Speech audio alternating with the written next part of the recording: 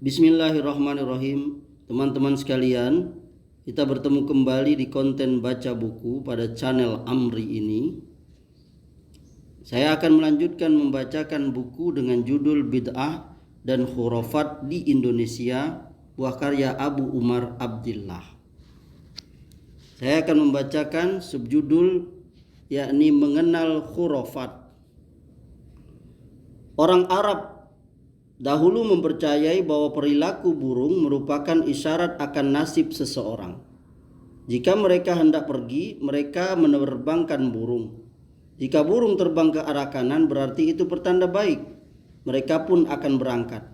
Tapi jika terbangnya ke arah kiri, maka mereka mengurungkan kepergiannya karena itu dianggap pertanda buruk. Inilah yang disebut dengan tiaroh yang dihukumi syirik oleh Nabi sallallahu alaihi wasallam. Man raddat hud tayaratu an hajatihi faqad asroka. Barang siapa yang mengurungkan keperluannya takut kesialan, maka ia benar-benar telah berbuat kemusyrikan. Hadis riwayat Ahmad. Adapun orang sekarang menganggap bahwa kejatuhan cicak dianggap firasat buruk. Begitu pula bila seseorang bertemu dengan ular yang melintas di jalan. Ada lagi yang beranggapan kicauan burung adalah pertanda akan ada tamu dan khurafat lain yang terkait dengan perilaku hewan. Khurafat juga terjadi dalam hal yang dianggap bagian dari keyakinan Islam, seperti kesaktian kulhu sungsang, khodam asmaul husna, keampuhan kitab mujarobat, raja Arab yang dianggap mampu menjaga rumah, wasiat Nabi melalui mimpi yang membawa syariat baru, kesaktian biji tasbih, burak kendaraan Nabi yang digambarkan berkepala wanita, dan lain-lain. Ada lagi yang terkait dengan adat dan keyakinan kedaerahan, seperti menghubungkan weton dengan nasib keramat di malam Jumat, bersih desa dengan tolak bala melanggar adat dianggap bikin kualat, nyadran, padusan, dan lain-lain. Ada pula yang terkait dengan tradisi luar negeri seperti tukar cincin, kekeramatan angka 13 dan keberuntungan angka 9 dan lain-lain. Beberapa kalangan menganggap hal-hal seperti tersebut di atas sebagai firasat. Lalu bagaimana pengertian firasat sesungguhnya menurut Islam? Firasat memang ada.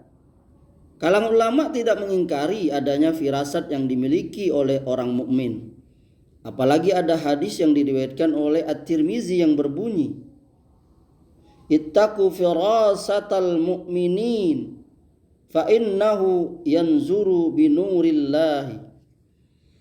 Hati-hatilah dengan firasatnya orang mukmin karena dia melihat dengan cahaya Allah. Hadis riwayat Tirmizi, hadis qarib. Ibnu Qayyim al-Jauziyah termasuk ulama yang menguatkan adanya firasat bagi orang mukmin. Seperti terlihat dalam karya-karya beliau. Di antara yang beliau katakan adalah, barang siapa yang menjaga zahirnya dengan mengikuti sunnah, menjaga hatinya dengan muraqabah, menjaga matanya dari yang haram, dan mencegah nafsunya dari subhat, dan makan dari yang halal, niscaya firasatnya tidak salah. Hanya saja hakikat dan bagaimana terjadinya firasat sangatlah berbeda dengan apa yang dipahami oleh orang-orang yang mempercayai hubungan kedutan dengan peristiwa yang sedang dan akan terjadi. Al-Hafiz Al-Mubarakfuri dalam Tuhfatul Ahwazi Bisyarah Jami' Tirmizi ketika menjelaskan hadis di atas, firasat bisa memiliki dua pengertian. Pertama, seperti yang terlihat pada zahir hadis, yakni Allah menyusupkan firasat itu di hati para walinya, sehingga mereka mengetahui kondisi seseorang sebagai bagian dari karomah atau memiliki ketepatan wawasan, dugaan, dan kemantapan. Makna kedua, dia mendapatkan firasat itu berdasarkan pengalaman, keadaan, atau perilaku kebiasaan yang dengannya bisa diketahui kondisi manusia. Para ulama tidak menyebutkan bahwa firasat itu hadir dengan adanya sinyal dari gerakan tubuh tertentu, arah angin tertentu, atau suara burung tertentu. Bahkan mengkaitkan Kedutan dengan peristiwa tertentu lebih layak dikatakan sebagai tatoyur yang merupakan suatu kesyirikan.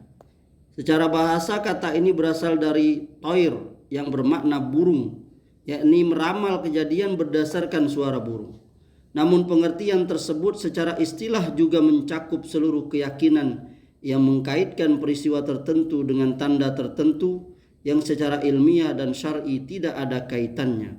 Lalu hal itu dijadikan acuan untuk melangkah atau mengurungkannya.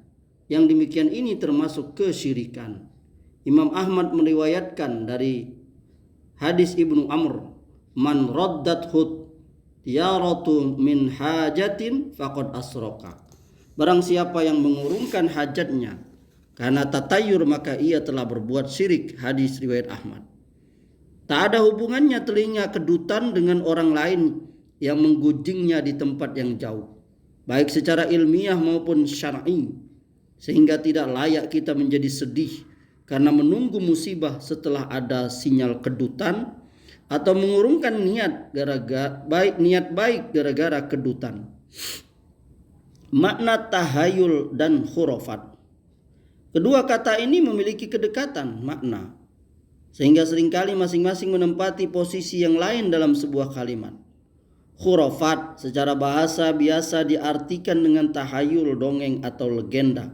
Sedangkan khurafi adalah hal yang berkenaan dengan tahayul atau dongeng. Dalam kamus Al-Munawir, khurafat diartikan dengan hal yang berkenaan dengan kepercayaan yang tidak masuk akal atau batil. Artinya di samping tidak masuk akal, tidak pula didasari oleh dalil syar'i yang sahih. Namun dalam pengertian Islam, tidak semua hal yang tidak masuk akal menurut kebanyakan orang disebut khurafat.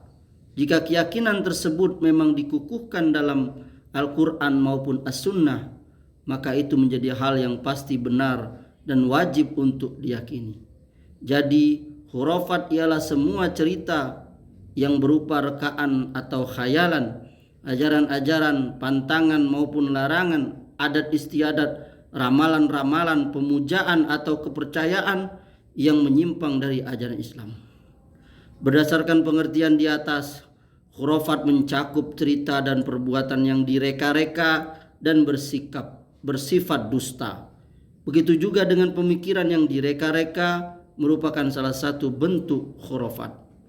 Umumnya khurafat bertentangan dengan akidah dan menjuruskan seseorang ke dalam kesyirikan, atau minimal akan melahirkan bid'ah dalam agama.